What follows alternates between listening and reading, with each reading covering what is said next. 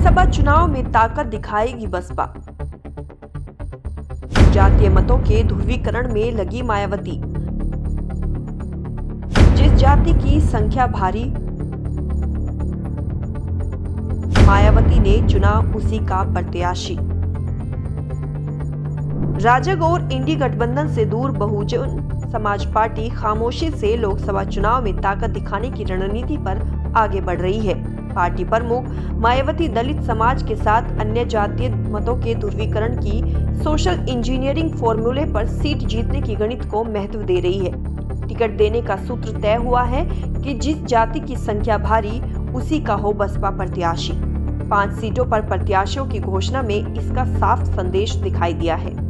बसपा इस बार लोकसभा चुनाव में अपने प्रत्याशियों की घोषणा मुख्यालय के बजाय क्षेत्रीय कोऑर्डिनेटर के जरिए कर रही है। चुनाव प्रबंधन से जुड़े एक वरिष्ठ नेता का कहना है कि प्रत्याशी चयन में बसपा किसी से पीछे नहीं है, बल्कि भाजपा और सपा के शोर शराबे के साथ की जा रही घोषणाओं से इतर पार्टी सुप्रीमो मायावती 1, 2 और 5, 10 सीटों की प्रत्याशियों का चयन कोऑर्डिनेटर के माध्यम से सामने ला रही है। हालांकि सूची लगभग सभी सीटों की तैयार है। यही नहीं, पंजाब, राजस्थान, दिल्ली, मध्य प्रदेश, बिहार आदि राज्यों में प्रत्याशी चयन को लगभग अंतिम रूप दिया जा चुका है। वैसे बसपा का काशीराम के जमाने में फॉर्मूला था कि सोशल इंजीनियरिंग के जरिए दलितों के साथ अन्य पिछड़ी और अति पिछड़ी जातियों को पार्टी से जोड़कर वोट बैंक बनाया जाए। मगर बाद में मायावती ने ऐसे तमाम नेताओं को पहले शिखर तक पहुंचाया, फिर अलग अलग आरोपों के सामने आने के बाद साथ में कतराने और बाहर का रास्ता दिखाना शुरू कर दिया। इससे वोट बैंक छिटकते गए। इसका असर है कि उत्तर प्रदेश विधानसभा में एकमात्र विधायक वाली पार्टी बनकर रह गई। मायावती का एक दशक पहले विधानसभा और लोकसभा में बेहतर प्रदर्शन के पीछे सबसे हिट गणित रही है कि इलाके में जिस जाति की संख्या ज्यादा हो उसे टिकट देकर दलित वोट के समीकरण से सीट जीती जाए। मगर इसकी जीत में निर्णायक की भूमिका तब सपा से बसपा में वोट करने वाले और मुसलमानों की ज्यादा संख्या का असर ज्यादा रहा था। साथ ही अन्य पिछड़ी जातियों का झुकाव बसपा में था।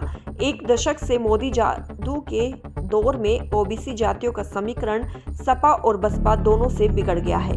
इस बार लोकसभा चुनाव में मुसलमानों का झुकाव ईडी गठबंधन के साथ ज्यादा दिखाई दे रहा है। ऐसे में बसपा जाटलैंड में जाट प्रत्याशी और मुस्लिम बहुल्य क्षेत्रों में मुसलमानों को टिकट देने की योजना बनाती दिखाई दे रही है, जिससे सपा और भाजपा दोनों को नुकसान पहुंचता दिखाई देगा। बसपा ने मंगलवार को कन्नौज लोकसभा सीट से अकील अहमद पट्टा और बिजनौर से विजेंद्र चौधरी को प्रत्याशी घोषित कर सपा और भाजपा को घेरने की कोशिश की है। इससे पहले 2 दिन में 4 और प्रत्याशी घोषित हो चुके हैं, जो सभी मुस्लिम हैं। इनमें पीलीभीत से पूर्व मंत्री अनीस अहमद फूल बाबू, अमरोहा से मुजाहिद हुसैन और मुरादाबाद से इरफान सैफी है।